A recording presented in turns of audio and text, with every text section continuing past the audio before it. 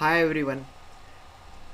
MPSC exam ही पुढे ढकललेली आहे. Prelim exam ही पुढे ढकललेली आहे. तर आपल्याकडे आता 2 ते 3 महिने आहे. कारण आता गव्हर्नमेंटचा जो निर्णय आणि कोविडची सिच्युएशन यावरून तरी असंच वाटते की 2 ते 3 महिने कमीत कमी एक्झाम होणार नाही आहे. पण आपण इंजिनिअरिंग सर्व्हिसेस पाहता प्रिलिम नंतर लगेच 2 महिन्यानंतर मेन्स आहे. कदाचित आपलं गव्हर्नमेंटसुद्धा हे असं करू शकेल की प्रिलिम नंतर लगेच 2 महिन्यांनी मेन्स होईल. त्यामुळे तुम्हाला तेवढा वेळ भेटणार नाहीये जेवढा वेळ दरवर्षी भेटत होता. त्यामुळे तुम्हाला कदाचित नाही तुम्हाला अभ्यास आता सुरू करावाच लागेल. कारण आता बघा 3 महिने आहेत. प्रिलिमला हार्डली 1 महिना लागतो. कारण प्रिलिम ही काही ओनली क्वालिफाईंग स्टेज आहे. तिथे काही तुम्हाला 100पैकी 100 जरी मिळालं तरी कोणी गोल्ड मेडल देणार नाहीये. पण मेन्स एक्झाम या एक्झामवरच तुमचं सिलेक्शन डिपेंड आहे. तर त्यामुळे मला असं वाटते की आता तुम्ही सर्वांनी कदाचित काही विद्यार्थ्यांनी सुरूसुद्धा केलं असेल मेन्सची तयारी. मी पण तुमच्यासारखाच एक विद्यार्थी आहे. मी 2017, 2018, 2019 तिन्ही MPSC दिलेले आहे. 2017ला मी मेन्सला सुद्धा गेलेलो, इंटरव्ह्यूला गेलेलो आहे. तिथे थोड्या मार्काने माझं सिलेक्शन झालेलं नाही आहे. 2019ची मी मेन्स क्लिअर केलेली आहे आणि इंटरव्ह्यूची स्टेजला गेलेलो आहे. त्यामुळे मला जेवढं नॉलेज आहे त्या नॉलेजनुसार जर मी सांगायचं म्हणलं तर तुम्ही MPSC मेन्सची तयारी सुरू करायला हवी. आता मी आपल्या या सिव्हिल मास्टर चॅनलवर MPSCच्या नोट्स विथ व्हिडिओज ह्या अपलोड करणार आहे. म्हणजे लेक्चर सिरीज सुरू करणार आहे. MPSC मेन्सचे जे सर्व 19चे 19 सब्जेक्ट आहेत त्याची आम्ही नोट्स थ्रू लेक्चर सिरीज घेणार आहे. तर नोट्स MPSCसाठी काय इम्पॉर्टंट आहे हे बघा. आपली एक्झाम ही टोटली ऑब्जेक्टिव्ह आहे आणि मॅक्सिमम थेरॉटिकल क्वेश्चन्स येतात आणि आपल्याला पूर्ण सिलेबस कव्हर करायचा आहे. कारण MPSCमध्ये each and every subject important आहे आणि एक मार्क महत्त्वाचा असतो हे तुम्हाला सर्वांना माहिती आहे. तर त्यामुळे MPSCचा फुल अभ्यास करणं हे तितकंच महत्त्वाचं आहे. आता 3 वर्षाचा माझा एक्सपिरियन्स असल्यामुळे मी नोट्स तयार करू शकलो आणि ह्या माझ्या नोट्स मी एवढी गॅरंटी देतो की माझ्या या नोट्स जर तुम्ही प्रिपेअर केल्या तर तुम्हाला 270 ते 280 पर्यंत स्कोअर आरामात होऊ शकेल. आणि बाकीचा स्कोअर कसा करायचा 10-20 मार्क मी तुम्हाला पुढे जसं आपली लेक्चर सिरीज जाईल तसे सांगेल. आता आज मी टनेलिंग सुरू करतोय. टनेलिंग का?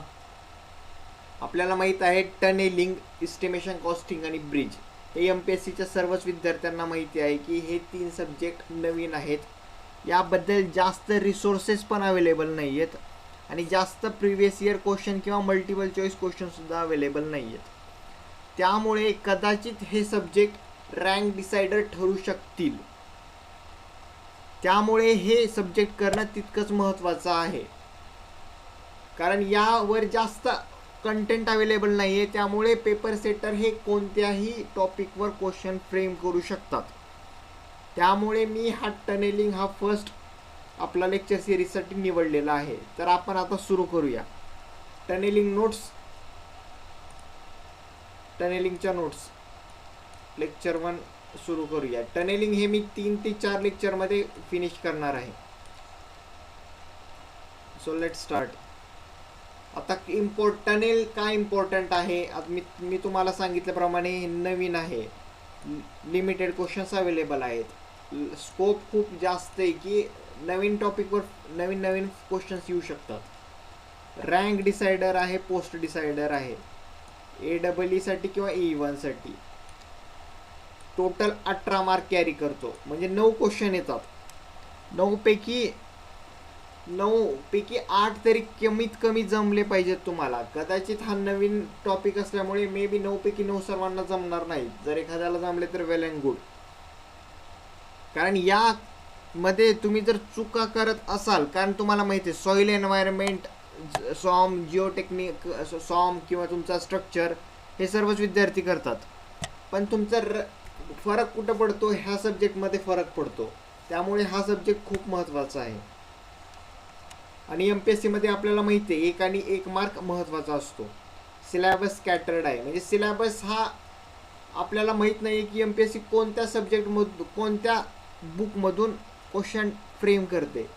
त्यामुळे आपल्याला यावर अभ्यास करणं जास्त महत्त्वाचं आहे. So let start. First is the definition. काही इम्पॉर्टंट डेफिनेशन्स बघूया. टनेल म्हणजे काय? आता टनेल म्हणजे काय आपल्याला माहिती आहे. आपण टनेल मराठीत आपण याला बोगदा म्हणतो.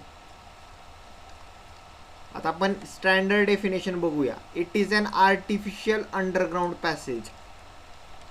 इथे तुम्हाला पॅसेज, इथे जे आर्टिफिशियल हा तयार केलेला आर्टिफिशियली कन्स्ट्रक्ट केलेला पॅसेज आहे. To bypass the obstacles. Obstacles म्हणजे ऑब्स्टॅकल्स तुमचे व्हेकल असतील, मोटर गाड्या असतील किंवा अदर काही ट्रक वगैरे असतील, त्या पास करण्यासाठी. हे शेवटची लाईन इम्पॉर्टंट आहे. Without disturbing the land about it. ती वरची जी जॉमेट्री आहे ती विदाऊट डिस्टर्ब करता जो आपण आर्टिफिशियल पॅसेज कन्स्ट्रक्ट करतो व्हेकल्स किंवा बाय तुमचे ऑब्स्टॅकल पास करण्यासाठी, त्याला आपण टनेल म्हणतो. Next is the open cut. Open cut म्हणजे नावातच लिहिलेले ओपन. ओपन म्हणजे it is open to sky passage, म्हणजे हे स्काय पॅसेजला ओपन आहे. Which is excavated through huge soil mass of obstacles. तर काय डिफरन्स आहे टनेल आणि ओपन कटमध्ये? टनेल हे अंडरग्राउंड पॅसेज असतं, तो आपण करतो कन्स्ट्रक्ट कशासाठी? ऑब्स्टॅकल पास करण्यासाठी. आणि ओपन कट आहे it is open to sky passage. हा डिफरन्स आहे. आता एक इम्पॉर्टंट नोट आहे. Open cut is economical than tunneling for depth less than 18 to 20 meter. Open cut ही मेथड ही इकॉनॉमिकल आहे टनेलिंगपेक्षा. जर एकदम कमी डेप्थ असेल, ती किती 18 ते 20 पेक्षा जर कमी असेल तर ओपन कट इकॉनॉमिकल आहे. आणि हा क्वेश्चन इम्पॉर्टंट आहे. ही स्टँडर्ड व्हॅल्यू आहे, ही तुम्हाला लक्षात ठेवून पाठ करणं महत्त्वाचं आहे. MPSC 2016 आणि 2018 यावर क्वेश्चन आलेला आहे. त्यामुळे लक्षात ठेवा की ओपन कट ही इकॉनॉमिकल आहे टनेलिंगपेक्षा, डेप्थ लेस दॅन 18 to 20 मीटरसाठी. आता नेक्स्ट आपण बघूया की हिस्ट्री. टनेल कन्स्ट्रक्शनची हिस्ट्री बघूया की टनेल कोणी कन्स्ट्रक्ट केलं, कोणी इंट्रोड्यूस केलं, पहिल्या कोणकोणत्या टनेल्स आहेत ते बघूया. Father of tunnel engineering is sir Isambard Brunel. याने इंट्रोड्यूस केले की tunnel engineering. Use of shield in tunnel engineering हे पण त्यानेच इंट्रोड्यूस केले, सर इसाम बार्ड ब्रुनल. आता सर इसाम बार्ड ब्रुनलचे 2 कॉन्ट्रीब्युशन आहेत. एक तर त्याने टनेल इंट्रोड्यूस केले त्यामुळे तो फादर आहे त्याचा, आणि यूज ऑफ शिल्ड इन टनेलमध्ये पण त्यानेच इंट्रोड्यूस केले. 2 तुमचे MCQ इथंच तयार झाले. नेक्स्ट आपण पाहूया. First tunnel of the world constructed by Egyptians and the Babylonians about 4000 years ago. म्हणजे 4000 वर्षापूर्वी जगातील पहिलं टनेल कन्स्ट्रक्ट झालं होतं. ते कुणी केलं होतं? इजिप्तियन्स अँड द बेबिलॉनियन्सनं कन्स्ट्रक्ट केलं होतं. त्याची लेंथ होती 910 मीटर, विड्थ होती 3.6 मीटर अँड हाईट होती 4.5 मीटर. तर हे क्वेश्चन विचारतात की जे बेबिलॉनियन आणि इजिप्शियनने जे कन्स्ट्रक्ट केलं होतं त्याची लेंथ किती होती?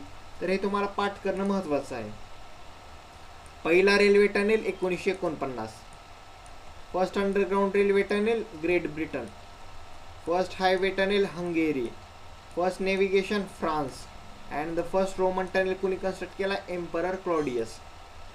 तर ह्या MCQ आहेत, हे 2-2 मार्काला क्वेश्चन विचारतात. त्यामुळे हे पाठ करा. हे पाठ करणं महत्त्वाचं आहे, कारण ह्या जरी छोट्या छोट्या गोष्टी असल्या तरी कदाचित ते एक्झामला येऊ शकतात. त्यामुळे be alert among this. Now the next is the classification of the tunnel. How the tunnels are classified? There are 3 classification of the tunnel. First is the according to the alignment. Next is the according to the purpose and the according to the type of material. म्हणजे 3 प्रकारे टनेलचं classification केलेलं आहे. पहिले alignment. त्याच्या अलाइनमेंटनुसार classification केले त्याचे 4 type आहेत. कोणकोणते? Off spur tunnels, saddle base tunnel, saddle or base tunnel, slope tunnels and spiral tunnels. Off spur tunnel काय असतात? These tunnels are the short tunnel. हे टनेल शॉर्ट आहेत to negotiate the minor obstacles. म्हणजे minor obstacles negotiate करण्यासाठी जे आपण short tunnel construct करतो त्याला आपण ऑब्स्पर टनेल म्हणतो. Next is the saddle or base tunnel. These are the tunnels constructed in the valleys along the natural slope till slope does not exceed ruling gradient. Saddle or base tunnel कशाला म्हणतात? जे व्हॅलीमध्ये construct केले जातात along the natural स्लोपच्या along construct केले जातात. कुठपर्यंत? जिथपर्यंत स्लोप रुलिंग ग्रेडियंटला एक्सीड करत नाहीत तिथपर्यंत हे कन्स्ट्रक्ट केले जातात. नेक्स्ट आहे slope tunnel. These are the tunnel which are constructed in steep hills. Steep हिल्समध्ये जे टनेल आपण कन्स्ट्रक्ट करतो त्याला आपण स्लोप टनेल म्हणतो. नेक्स्ट आहे spiral tunnel. Spiral tunnels are the tunnels provided in narrow valleys in the form of loops to increase length of tunnel to avoid steep slope. Spiral tunnel मी म्हणलो होतं नावातच सगळं असतं. स्पायरल म्हणजे loops. These are the tunnels constructed in narrow valley in the form of loop. कशासाठी? To increase the length of tunnel. त्याची length increase करण्यासाठी. To avoid steep slope. Steep slope avoid करण्यासाठी जे टनेल कन्स्ट्रक्ट करतो त्याला spiral tunnel म्हणतात. हे 4 classification झाले. हे इम्पॉर्टंट आहेत. MPSCला यावर एकदा क्वेश्चन पण आलेला आहे. ऑब्स्पर टनेलवर क्वेश्चन आलेला आहे. त्यामुळे हे तुम्ही लक्षात घ्या आणि पाठ करा. हे बघा, पाठ करण्याशिवाय पर्याय नाही आहे. कारण आपली एक्झाम हे जरी कन्सेप्च्युअल असली तरी आपल्या सिव्हिल इंजिनिअरिंगमध्ये अशा भरपूर गोष्टी आहेत ज्या आपल्याला लक्षात ठेवायच्या आहेत. त्यामुळे तुम्ही लक्षात घ्या आणि पाठ करा. पाठ करणं तितकंच महत्त्वाचं आहे. Next is the classification according to the purpose. म्हणजे कोणत्या पर्पजसाठी आपण कन्स्ट्रक्ट केले. त्या पहिलं कॉन्व्हेन्स म्हणलं की sewer, water supply, hydro electric power. Then ट्राफिकमध्ये हायवे येतात, तुमचं रेल्वे येतं, पेडेस्ट्रियन येतं, नेव्हिगेशन येतं, सबवे येतं. हे सोपं क्लासिफिकेशन आहे. हे नावातच आहे. कॉन्व्हेन्स म्हणजे काय? वॉटर सप्लाय, सीवर आणि हायड्रो इलेक्ट्रिक पॉवर. आणि ट्राफिक तर ते तुम्हाला माहीतच आहे. नेक्स्ट आहे according to type of material. काय? हार्ड रॉकमध्ये आणि सॉफ्ट रॉकमध्ये. आता हे अशा प्रकारे टनेलचं क्लासिफिकेशन झालेलं आहे. आता हे हार्ड रॉक आणि सॉफ्ट रॉकमध्ये कोणकोणत्या मेथड्स आहेत ते आपण नेक्स्ट लेक्चरमध्ये डिटेलमध्ये पाहणार आहेत. त्याच्या मेथड्स MPSCला विचारतात, त्यामुळे ते आपण डिटेल पाहणार आहेत. तर हे झाले तुमचे क्लासिफिकेशन, 3 प्रकारचे classification. Now the next is the shape of tunnel. Shape of टनेलचं प्रोव्हिजन कोणत्या IS कोडमध्ये आहे? IS 4880 part 2. यामध्ये शेप ऑफ टनेलचं प्रोव्हिजन आहे. आता MPSCला ते असे विचारू शकतील की which IS code has the provision of the shape of tunnel, आणि 4 ऑप्शन दिले असतील आणि त्यामध्ये एक ऑप्शन हा पण असेल. तर तो तुम्हाला ऑप्शन टिक करायचा आहे. कारण कदाचित मे बी विचारू शकतील, आपल्याला माहीत नाही की ते काय विचारणार. कारण ही ऑब्जेक्टिव्ह एक्झाम आहे, त्यामुळे वी कॅन नॉट डिसाईड की ते काय विचारतील. त्यामुळे आपल्याला वेल प्रिपेअर्ड राहावं लागेल. तर आता शेप ऑफ टनेल. कोणकोणते शेप असतात टनेलचे?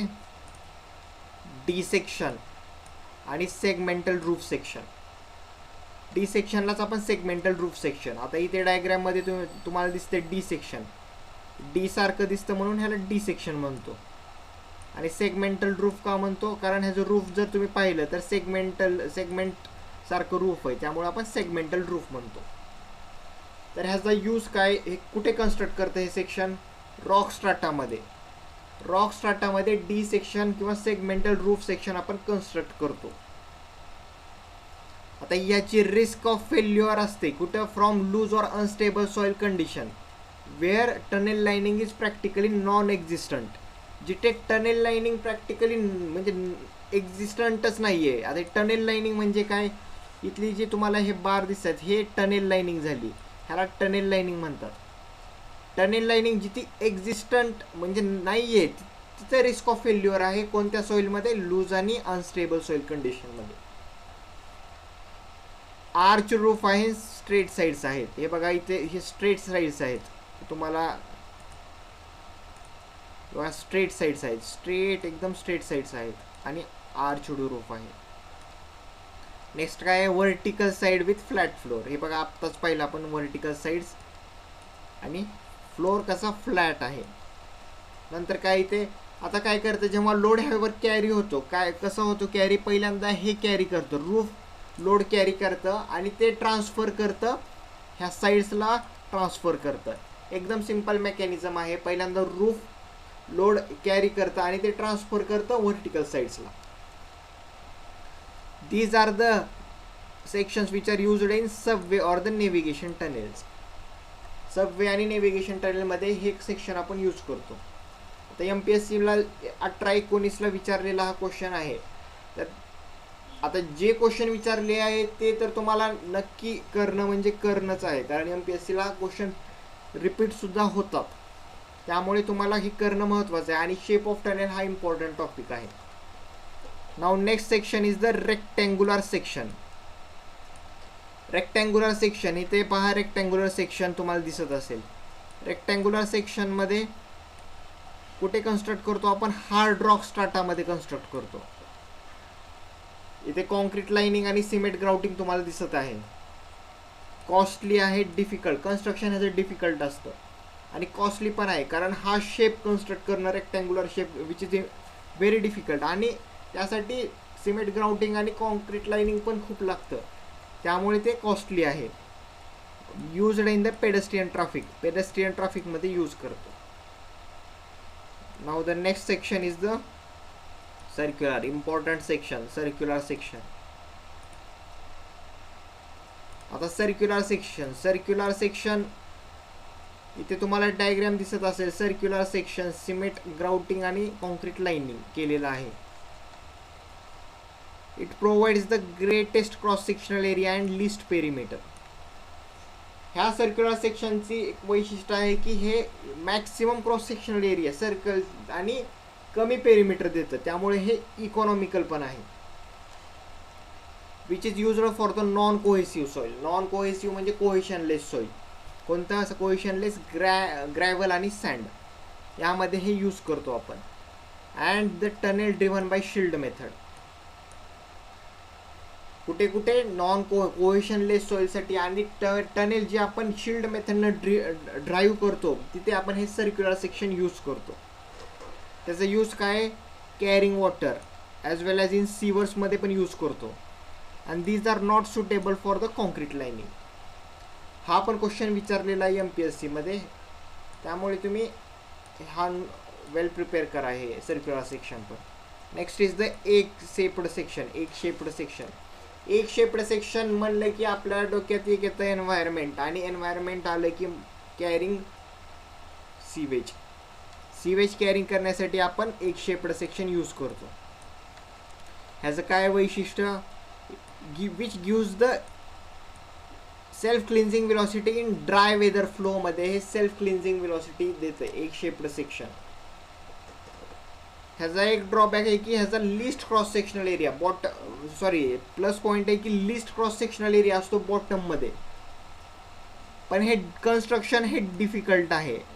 विच इज हे सेक्शन ड्राईव्ह करणं नियरली इम्पॉसिबल आहे. आपण जनरली हे सेक्शन भारतामध्ये तरी यूज करत नाहीत. हा पण क्वेश्चन विचारलेला आहे MPSC 18मध्ये.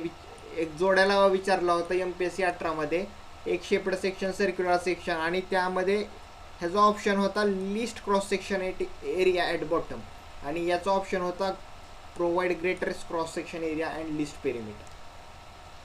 Now the next section is the horseshoe method. Horseshoe मेथडमध्ये आपण कुठे यूज करतो, सॉफ्ट रॉक्समध्ये. आता रेक्टँग्युलर सेक्शन आपण हार्ड रॉक स्ट्राटामध्ये यूज करतो आणि हॉर्सशू मेथड सॉफ्ट रॉकमध्ये. हा डिफरन्स आहे. ह्याचं काय असतं, हे सेक्शन मी इथे तुम्हाला डायग्राम काढून दाखवतो. हे सेक्शन असं असतं.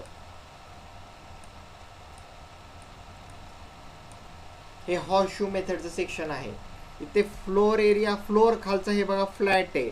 फ्लोर फ्लॅट असल्यामुळे मोर वर्किंग स्पेस आपल्याला भेटतो, वर्कर्सला मोर वर्किंग स्पेस भेटतो. ट्रॅफिक पर्पजसाठी यूज करतो. आणि कशासाठी यूज करतो, कॅरिंग वॉटर और sewage. Next is the elliptical method. Elliptical method soft ग्राउंडमध्ये यूज करतो, वॉटर अँड सिवेज कॉन्ड्यूटसाठी आणि difficult to construct. Elliptical section पण नियरली इम्पॉसिबल आहे हे ड्राईव्ह करणं. पॉलिसेंट्रिक टनेल, पॉलिसेंट्रिक टनेल आपण रेल्वे टनेलमध्ये, आणि हे पण डिफिकल्ट आहे कन्स्ट्रक्ट करणं. तर आपण 7 सेक्शन पाहिले. 7 मध्ये कोणकोणते सेक्शन पाहिले, डी सेक्शन, पहिला सेक्शन पाहिले डी सेक्शन, नंतर rectangular section, circular section, egg shaped section, horseshoe, elliptical and the polycentric tunnels. आपल्याला याबद्दल ह्यामध्ये काय काय लक्ष ठेवायचं आहे की ह्या सेक्शनलचे प्रॉपर्टीज काय आहेत, हे कुठे कोणत्या रॉकमध्ये ड्राईव्ह करतो आणि कशासाठी यूज करतो, आणि कॉस्टली आहे का इकॉनॉमिकल आहे, आणि कन्स्ट्रक्शन कसं आहे, डिफिकल्ट आहे का इझी आहे, एवढंच लक्ष ठेवायचं. ह्यावर आज मी लेक्चर घेणार आहे. यावर 2020ला हमखास 1 किंवा 2 क्वेश्चन येईल म्हणजे येईलच. हे लेक्चर खूप महत्त्वाचं आहे. नेक्स्ट पाहूया आता stages in tunnel construction. Stages, कोणकोणत्या स्टेजेस आहेत टनेल कन्स्ट्रक्शनमध्ये ते पाहूया. सर्वे ऑफ टनेल. पहिल्यांदा आपल्याला सर्वे करावं लागेल ना, टनेल कन्स्ट्रक्ट करण्यासाठी पहिल्यांदा तर सर्वेच करावं लागेल. तर कोणकोणत्या ॲक्टिव्हिटीज आहेत ते पहा. पहिली ॲक्टिव्हिटी आहे preliminary setting of tunnel on the topography survey of Indian map.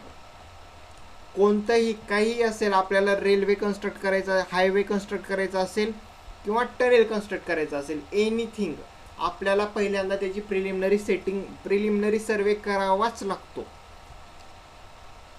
आता तुम्हाला सपोज कोणत्या पण हायवे, रेल्वे किंवा कुठे पण जर तुम्हाला सिक्वेन्शियली जर अरेंज करायला सांगितलं की 4 ऑप्शन दिलेले आहेत, तर त्यामध्ये पाहिजे की प्रिलिमिनरी सर्वे कुठे. प्रिलिमिनरी सर्वे हमखास पहिल्यांदाच आपण करतो, त्यामुळे तो प्रिलिमिनरी सर्वे जिथं असेल तिथल्या तेच ऑप्शन आन्सर असणार. प्रिलिमिनरी सर्वे आपण नेहमी पहिल्यांदाच करतो. Next is the marking tunnel obligatory points. नंतर आपण त्या टोपोग्राफी मॅपवर काय करतो, टनेल ऑब्लिगेटरी पॉईंट्स मार्क करतो.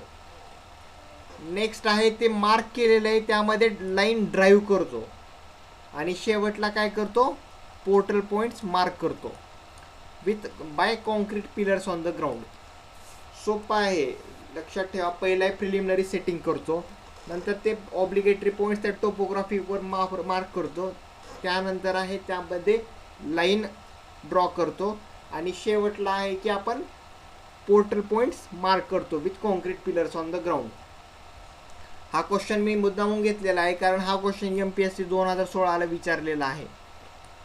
तर पहिलं हे तुम्ही लक्षात ठेवा की सिक्वेन्शियली कसं आहे, 1 2 3 4 काय, 1 2 3 4. पहिला आहे प्रिलिमिनरी सेटिंग, सेकंड आहे ऑब्लिगेटरी पॉईंट्स मार्क करणे, देन लाईन ड्राईव्ह करणे, आणि शेवटला पोर्टल पॉईंट्स मार्क करणे. This is the survey of tunnel. Now in next lecture we will see